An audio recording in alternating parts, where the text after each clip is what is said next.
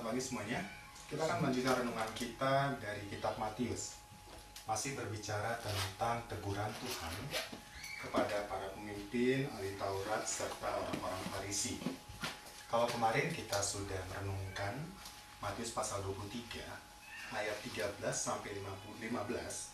Sekarang kita akan merenungkan teguran selanjutnya, yaitu dari ayat 16 sampai 22.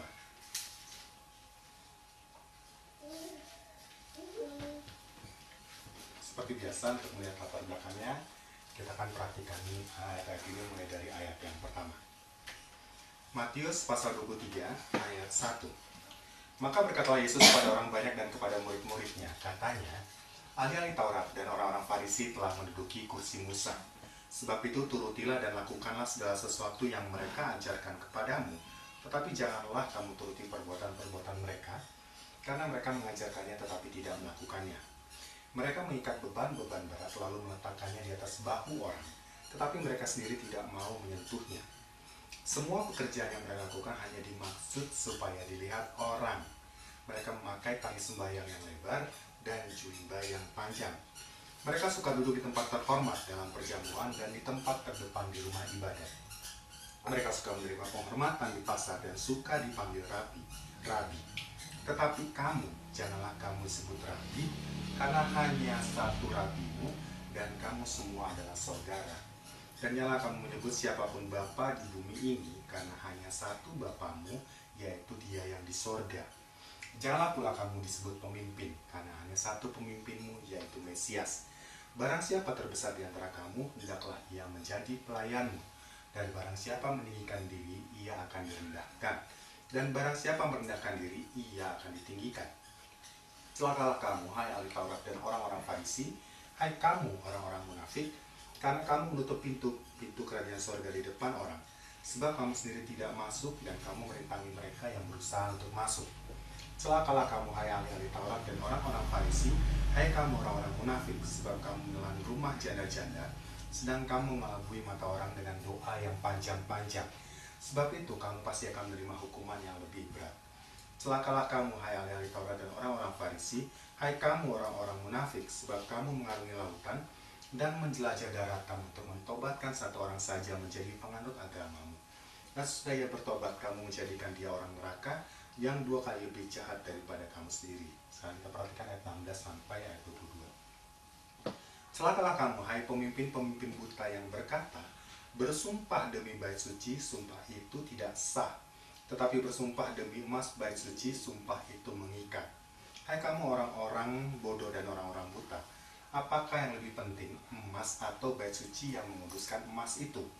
Bersumpah demi mezbah, sumpah itu tidak sah. Tetapi bersumpah demi persembahan yang ada di atasnya, sumpah itu mengikat. Hai kamu orang-orang buta, apakah yang lebih penting, persembahan atau mezbah yang menguduskan persembahan itu? Karena itu barang siapa bersumpah demi mezbah, ia bersumpah demi mezbah dan juga demi segala sesuatu yang terletak di atasnya. Dan barang siapa bersumpah demi bait suci, ia bersumpah demi bait suci dan juga demi Dia yang diam di situ. Dan barang siapa bersumpah demi sorga, ia bersumpah demi tahta Allah dan juga demi Dia yang bersemayam di atasnya. Saudara, Tuhan sekarang menegur para pemimpin tentang sumpah. Sama seperti minggu sebelumnya, ayat ini mungkin ditujukan kepada para pemimpin di sana yang dikatakan sebagai orang bodoh dan orang buta. Tuhan memang menunjukkannya kepada orang pemimpin. Tapi kalau begitu, apa artinya bagi kita? Ayat ini tidak akan berarti apa-apa bagi kita jika kita tidak menganggap bahwa ini juga ditujukan kepada diri kita sendiri. Mungkin kita bukan pemimpin yang disebutkan oleh Tuhan di sini, tetapi mungkin kita berada dalam keadaan seperti ini dalam kasus sumpah. Sama seperti minggu lalu saya katakan, ketika Tuhan berbicara kepada orang Farisi dan ahli Taurat, seharusnya kita melihat kacamata bahwa ucapan itu juga mungkin berlaku bagi kita apabila kita bersikap seperti orang Farisi dan ahli-ahli Taurat tersebut. Jadi kacamatanya adalah lihatlah ucapan ini kepada diri kita sendiri. Tapi melihat kasusnya, mari kita lihat kasusnya seperti apa. Di sini dikatakan bahwa para pemimpin memberikan tingkatan terhadap sumpah. Ada tingkatan dalam sumpah. Bila kita perhatikan dalam ayat 17, dikatakan bahwa bersumpah demi mezbah, sumpah itu tidak sah. Tetapi bersumpah demi persembahan, sumpah itu mengikat. Pertanyaan pertama, sumpah bagi orang Yahudi atau orang-orang pada saat itu seperti apa sebetulnya? Mungkin bisa kita perhatikan referensi lain, yaitu kitab Ibrani. Apa nilai sumpah sebetulnya bagi orang pada saat itu? Kita perhatikan kitab Ibrani pasal 6 ayat 16. Mungkin ini bisa menggambarkan sumpah itu seperti apa nilainya.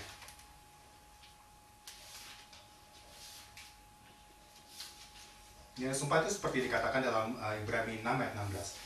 Sebab manusia bersumpah demi orang yang lebih tinggi. Dan sumpah itu menjadi suatu pengakuan baginya yang mengakhiri segala bantahan. Mungkin tujuan bersumpah pada saat itu hampir sama dengan kita sekarang. Kalau kita bercerita atau kita membuat perjanjian dengan orang lain, terus kita menaruh kata sumpah, tapi bukan seperti yang anak-anak muda sekarang ya, sumpah lu nggak kayak gitu, sumpah lu nggak kayak gitu.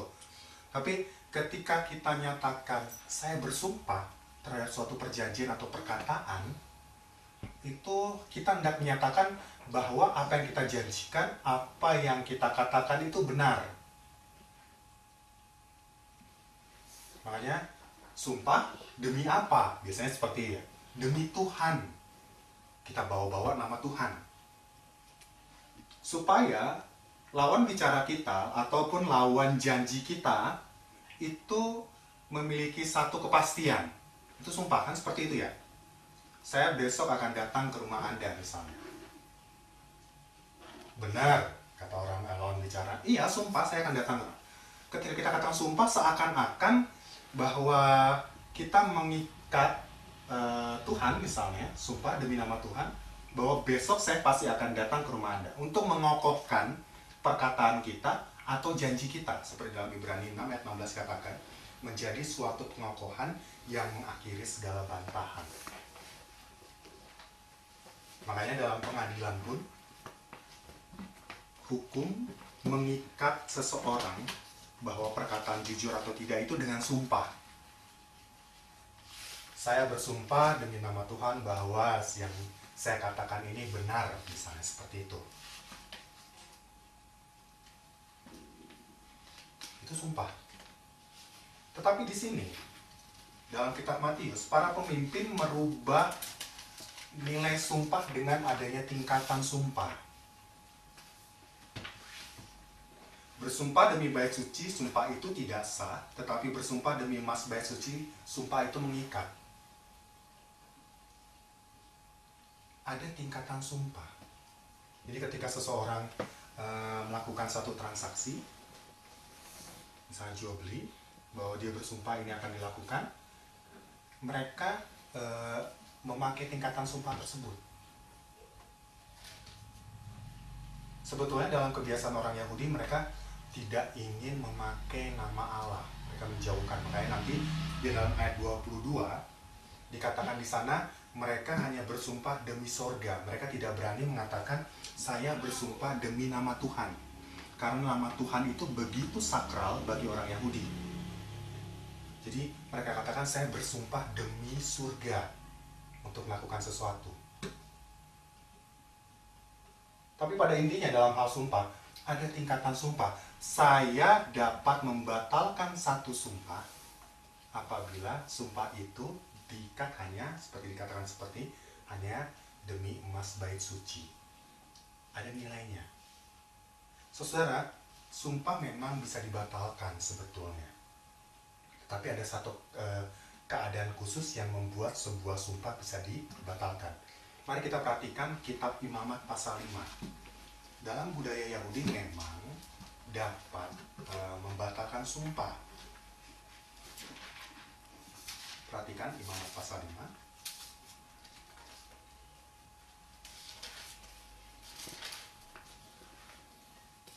Tetapi bukan seperti kasus di dalam Matius 23. Imamat pasal 5, kita mulai dari ayat 4.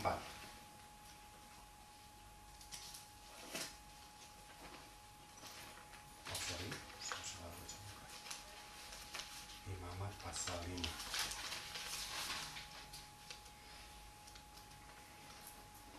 Saya bacakan mulai dari ayat 4. Apabila seorang bersumpah teledor dengan bibirnya, hendak berbuat yang buruk atau yang baik, sumpah apapun juga yang diucapkan orang dengan teledor, tanpa menyadari hal itu, tetapi kemudian ia mengetahuinya, maka ia bersalah dalam salah satu perkara itu. Jadi apabila ia bersalah dalam salah satu perkara, haruslah mengakui dosa yang perbuatnya, dan haruslah ia mempersembahkan kepada Tuhan sebagai tebusan salah, karena orang itu seekor binatang dari domba atau kambing menjadi korban penghapus dosa, dan seterusnya.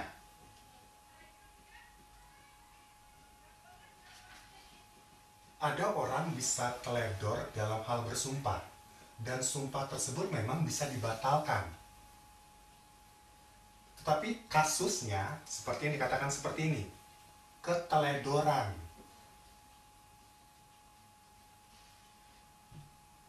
Bukan karena kesengajaan, tetapi karena keteledoran. Perkataan seperti itu diucapkan, sumpah tersebut.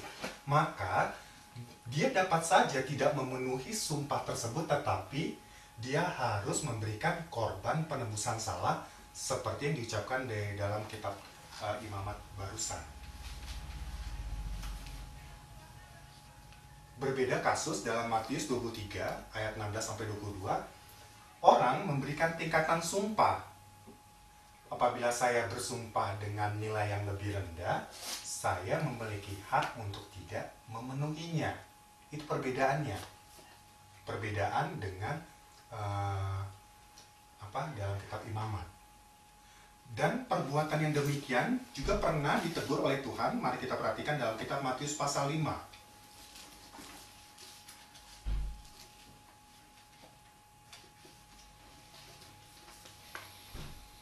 Dalam Matius pasal 5 ayat 33 sampai 37, ada satu kebiasaan juga yang tampaknya muncul di sana.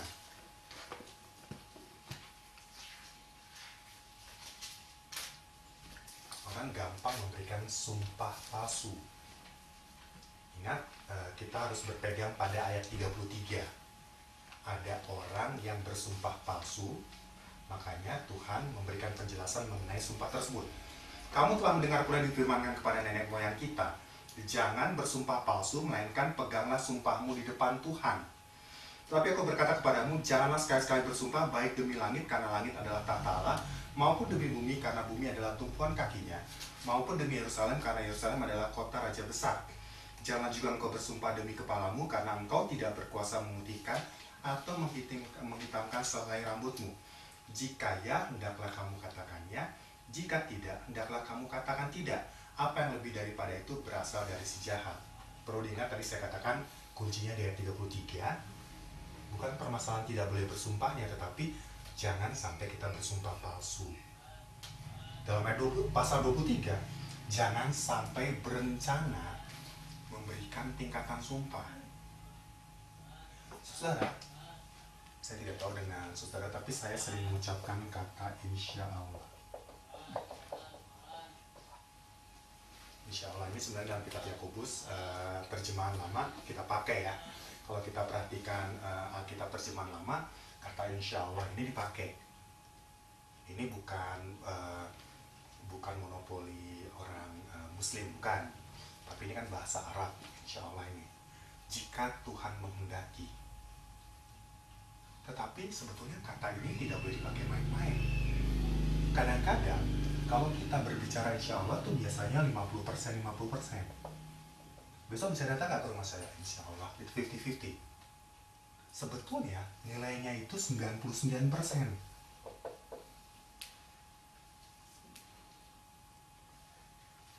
90% saya memang berniat, 1%-nya jika Tuhan menghendaki. Saya memiliki janji dan saya akan melakukannya. Tetapi mungkin saja saya tidak dapat melakukannya jika Tuhan tidak menghendakinya. Itu nilai insya Allah. Bukan 50-50. Dan inilah sebetulnya janji seorang Kristen itu seperti ini. Sumpah seorang Kristen pun seperti ini. 99% dan 1%. Saya akan berusaha melakukan apa yang telah saya janjikan dan apa yang telah saya katakan, 1%-nya jika Tuhan menghendaki. Tapi keinginan kita adalah melakukan janji atau sumpah tersebut. Berbeda dengan para pemimpin di sini yang memberikan tingkatan sumpah. Sesudah permasalahan dengan kita, kapan kita memberikan tingkatan sumpah?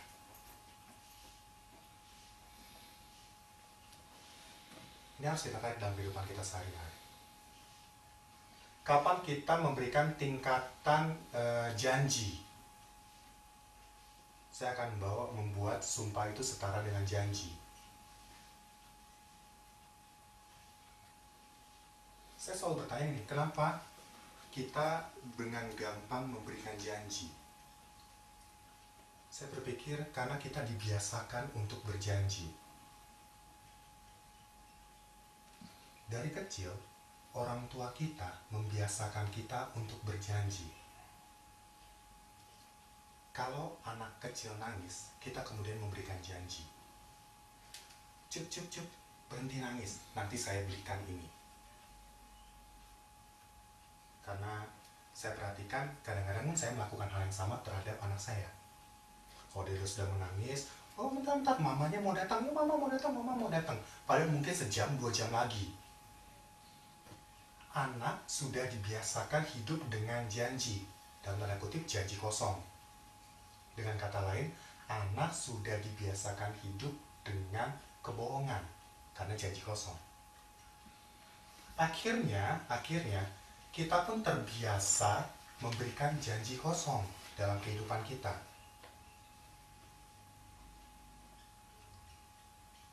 Kalau kita ingat masing-masing pada saat kita dibaptis, pada saat itu mungkin kita memberikan janji, pada saat ini saya berjanji Tuhan, saya akan berbalik. Karena kan bertobat artinya berbalik dari kehidupan saya yang lama.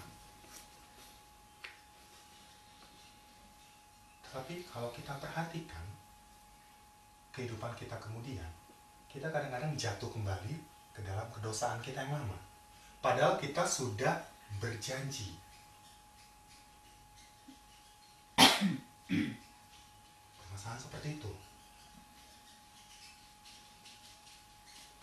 Itulah yang saya katakan tingkatan sumpah.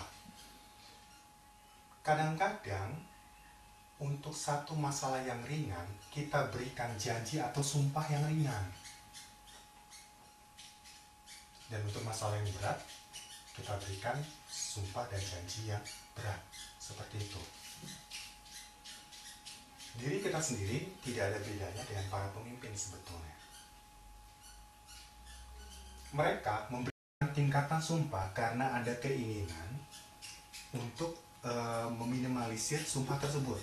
Saya berencana untuk tidak memenuhinya, makanya saya tidak berjanji, saya tidak bersumpah demi bait suci, tapi demi emasnya saja. Seperti itu. Saya hanya bersumpah demi mesbahnya, saya tidak bersumpah demi persembahannya. Ada keinginan, walaupun itu kemungkinannya kecil, untuk tidak memenuhi sumpahnya. Kembali lagi, apakah kita juga seperti itu? Dalam Matius 5 ayat 37 dikatakan, jika ya, katakan ya, jika tidak, katakan tidak. Mungkin harus seperti itulah kita. Bukan permasalahan saya bersumpah demi nama Tuhan, atau bukan permasalahan saya bersumpah walaupun tidak memakai demi nama apa-apa, tapi permasalahannya apakah memang kita hendak memenuhi janji kita atau sumpah kita. Apakah kita memang menjadi orang yang akan melaksanakan ya bila kita mengatakan ya, atau melaksanakan tidak bila kita katakan tidak.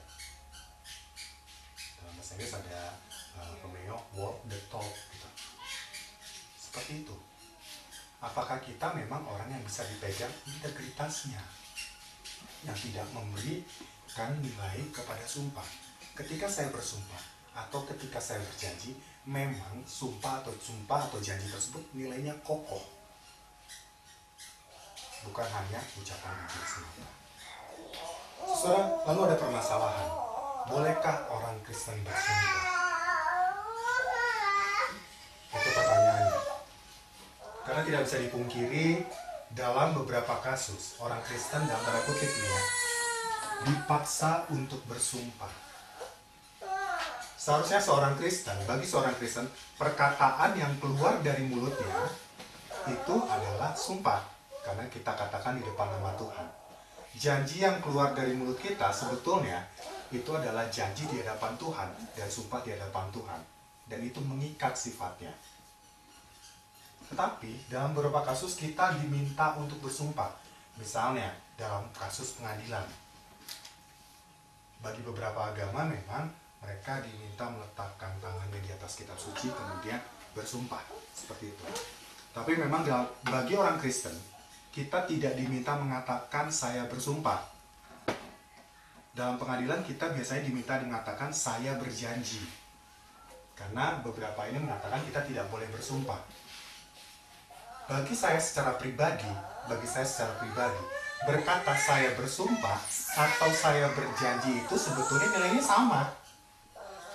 Karena kita memiliki kewajiban untuk berkata jujur, kita memiliki kewajiban untuk memenuhi apa yang kita katakan atau kita janjikan. Dalam kasus pengadilan, jika kita diminta berkata jujur, seharusnya tidak berjanji atau tidak bersumpah pun, kita memang harus berkata jujur. Karena apa? Karena kita ini adalah orang Kristen, kita adalah pengikut Kristus, kita adalah tubuh Kristus yang memang diwajibkan untuk berkata jujur. Seperti itu. Jadi bukan permasalahan apakah saya boleh bersumpah atau saya boleh berjanji di hadapan pengadilan atau di hadapan pemerintah yang lain. Bukan itu permasalahannya. Permasalahannya adalah apakah saya terus berkata jujur, terus berjanji jujur, dalam arti ingin melaksanakan janji saya dalam kehidupan saya pribadi. Atau kita seperti para pemimpin ini yang memberikan tingkatan sumpah dengan catatan ingin keluar dari janji atau sumpah yang telah diberikan. Saya bersumpah demi bait suci, itu tidak mengikat. Karena pada saat dulu saya bersumpah demi bait suci loh, saya bukan bersumpah demi emasnya loh. Mencari cara untuk mengakali sumpah atau janji. Saudara, satu argumen diberikan Tuhan seperti ini. Kita perhatikan bila dalam ayat 20. Karena itu barang siapa bersumpah demi mezbah, ia bersumpah demi mezbah dan juga demi segala sesuatu yang terletak di atasnya. Dan barang siapa bersumpah demi bait suci, ia bersumpah demi bait suci dan juga demi yang diam di situ. Yang menarik, dalam dikatakan dalam ayat 17, saya kamu orang-orang bodoh dan orang buta, apakah yang lebih penting, emas atau bait suci yang menguduskan emas itu? Saudara, emas dalam bait suci tidak akan berarti apa-apa bila dia tidak berada di bait suci. Bila emas itu akan menjadi emas biasa, seperti emas kebanyakan, apabila dia tidak berada di bait suci. Saya hanya mengatakan nilainya. Bagi orang Yahudi, emas itu kemudian menjadi lebih bernilai karena berada di bait suci. Sama seperti ini. Keris emas yang muncul tahun 1800-an misalnya, itu akan nilainya lebih tinggi daripada keris emas yang dibuat sekarang. Padahal sebetulnya sama-sama emas.